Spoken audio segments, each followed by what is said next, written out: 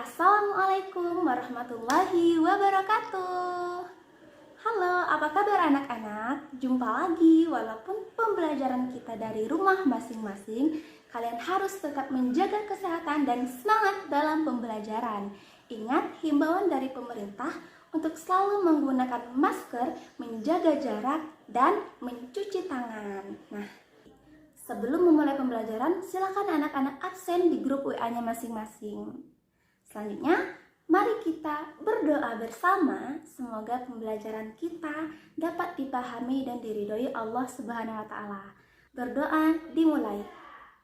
Raditu billahi rabba wa bil islami dina wa bi Muhammadin nabiyya wa rasula. Rabbi zidni ilma warzuqni fahman. Amin. Oke, kalau gitu kita mulai materi kali ini. Kira-kira ada yang tahu materi kita kali ini tentang apa? Ibu kasih clue-nya. Kalian pasti pernah mengukur tinggi badan menggunakan meteran, mengukur berat badan menggunakan timbangan, atau kalian mengukur waktu dengan melihat jam. Kira-kira apa materi kita? Ya, benar sekali. Materi kita kali ini mengenai besaran, satuan, dan pengukuran. Tujuan pembelajaran. Setelah pembelajaran, peserta diharapkan dapat menjelaskan pengertian besaran dan satuan, menjelaskan definisi besaran pokok dan besaran turunan, menyebutkan apa saja perbedaan besaran pokok dan besaran turunan, menjelaskan contoh dari besaran pokok dan besaran turunan, menjelaskan apa itu pengukuran, dan menjelaskan macam-macam alat ukur sesuai dengan fungsinya. Langsung saja kita mulai materinya. Besaran. Besaran adalah segala sesuatu yang dapat diukur dan dinyatakan dengan angka. Besaran memiliki 3 syarat. Yang pertama, dapat diukur. Yang kedua, dapat dinyatakan dengan angka atau memiliki nilai. Yang ketiga, mempunyai satuan. Kira-kira, apakah ada sesuatu yang tidak dapat diukur? Tentu ada. Contohnya adalah perasaan. Perasaan senang, perasaan sedih, perasaan bahagia, perasaan marah, itu adalah sesuatu yang tidak dapat diukur dan tidak dapat dinyatakan dengan angka. Jadi dia tidak termasuk ke dalam besaran. Nah, contohnya, seberapa besar kita menyayangi kedua orang tua tidak dapat diukur dan tidak dapat dinyatakan dengan nilai. Selanjutnya, satuan. Satuan adalah skala pembanding suatu besaran. Nah, satuan ini memiliki 2 macam. Yang pertama, satuan baku dan satuan tidak baku. Apa itu satuan baku? Satuan baku adalah satuan yang telah diakui secara internasional atau disebut dengan satuan internasional yang disingkat dengan SI. Contoh dari satuan baku atau satuan internasional ini adalah meter, kilometer, kelvin, dan lain sebagainya. Nah, yang kedua yaitu satuan tidak baku. Satuan yang tidak diakui secara internasional dan hanya digunakan pada wilayah atau daerah tertentu saja. Contoh dari satuan tidak baku ini adalah satuan kaki, hasta, bata, dan lain sebagainya. Satuan memiliki 2 sistem. Yang pertama, sistem MKS atau meter kilogram second. Dan yang kedua, sistem CGS atau centimeter gram second.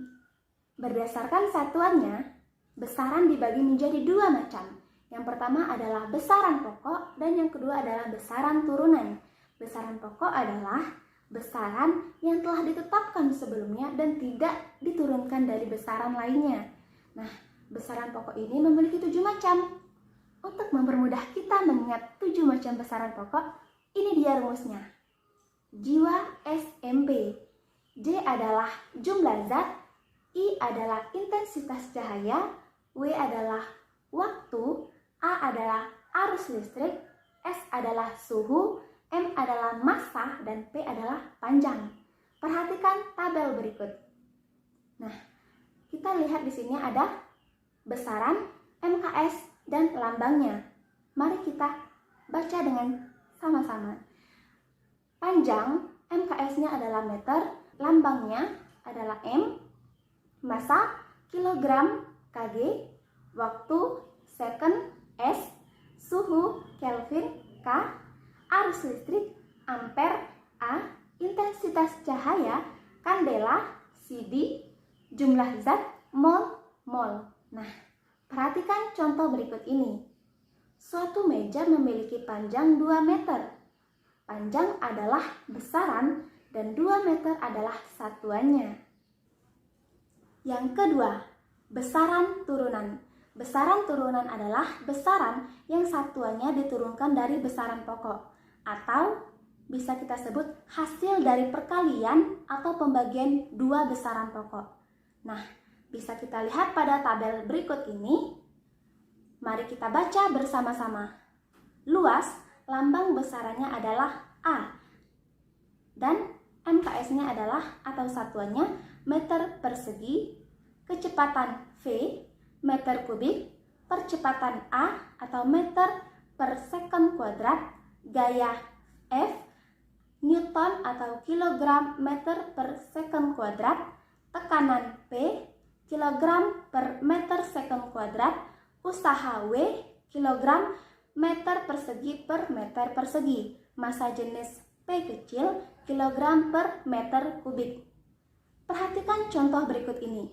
Sebuah papan tulis. Bagaimana cara kita menentukan luasnya? Yaitu menggunakan rumus P kali L, panjang dikali lebar. Papan tulis ini memiliki panjang 10 meter dan memiliki lebar 5 meter. P dikali L, 10 meter dikali 5 meter.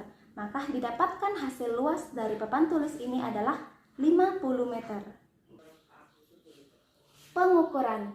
Pengukuran adalah proses membandingkan nilai suatu besaran. Mengukur sesuatu tentu menggunakan alat pengukuran tertentu. Nah, perhatikan gambar alat ukur berikut ini. Ini adalah gambar alat ukur panjang. Sesuatu yang sudah sering kita lihat dan kita gunakan ya. Contohnya ada penggaris, ada meteran, ada jangka sorong, dan lain sebagainya. Berikut adalah alat ukur suhu. Ada termometer klinis, termometer empeng bayi, termometer laboratorium, termometer inframerah. Nah, termometer inframerah ini sekarang sedang banyak digunakan untuk mengetes suhu badan tanpa harus menyentuh orang tersebut.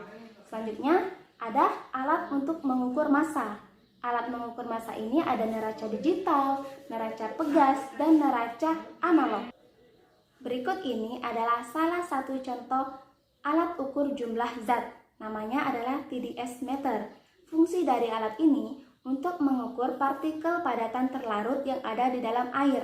Partikel-partikel yang tidak tampak dari mata diukur dengan alat ini. Berikutnya adalah alat ukur intensitas cahaya.